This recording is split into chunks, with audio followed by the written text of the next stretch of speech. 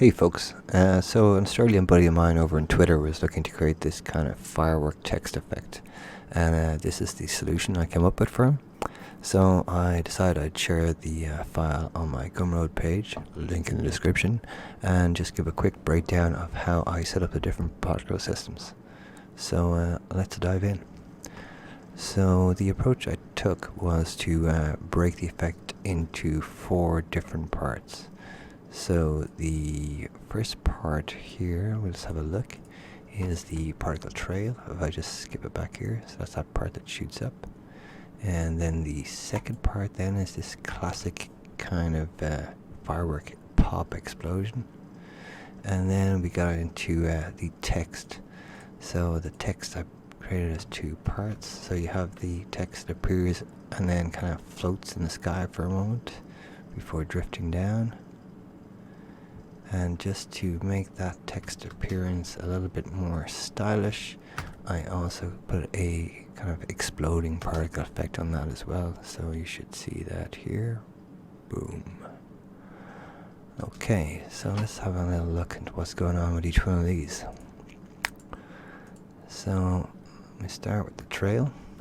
Boom, boom, boom. So there's nothing too fancy going on here. I'm just have a round cube like that. That's emitting particles, and it also has a follow path constraint, which is keyed here. So it basically follows that path from the bottom up to the top in 60 frames, I think. Yep, and it's just emitting particles as it goes.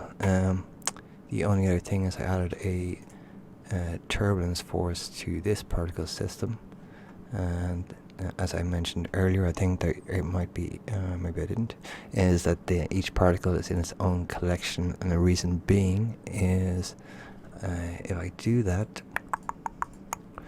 I can if I do that, I can also make sure that their force field settings and gravity settings, etc., well, we'll just call them force field settings, are unique to them by collecting this effector collection here. So I've just brought the gravity down a bit for that, and that's all I've done for those. Next on the list is this classic firework pop. So let's have a look what's going on with this one. Not much. I've put a note in here, texture influence size. So that is basically, you won't see it here in this, but if I change this over to be rendered, you will see that the particles start large, and as time goes by, they get smaller as they fade out. So that is just in here. So it's just a blend effect, and then it is here under influence. It's set to size. Is there anything else interesting with that one? Not so much.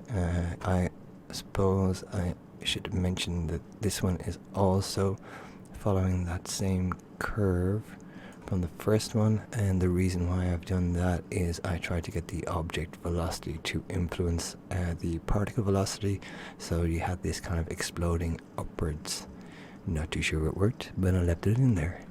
Next up is the particle text, and I put a little note here saying texture influence time, and the reason why I've done that is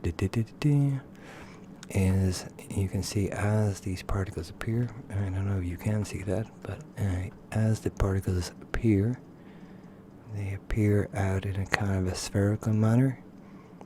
Yep. And I achieve that by putting another blend texture, only this one is set to spherical, and the text object, which is actually a mesh with a boom boom boom solidify modifier on it. I have the center of the object or the pivot point, the origin point of the object is set to dead in the center. So when I set the boom boom boom boom in the texture, And down in the mapping, it's set to object, so it grows straight out from the middle there. And then this one has a turbulence force on it. Oh, there's two little things I should mention here. For this one, I've actually animated the gravity, so it starts at 0, and as time goes by, that gravity just goes up a little bit, just so that the text drifts down. And when it reaches this, which is the turbulence force, I have that set up here, so it has a max distance. I'm using the plane type, so it affects it directly across here horizontally, and I have this max distance set up here, so it doesn't affect it outside of it. But as it gets to this point, you see it just starts to give a little bit of effect. It just has a nice touch.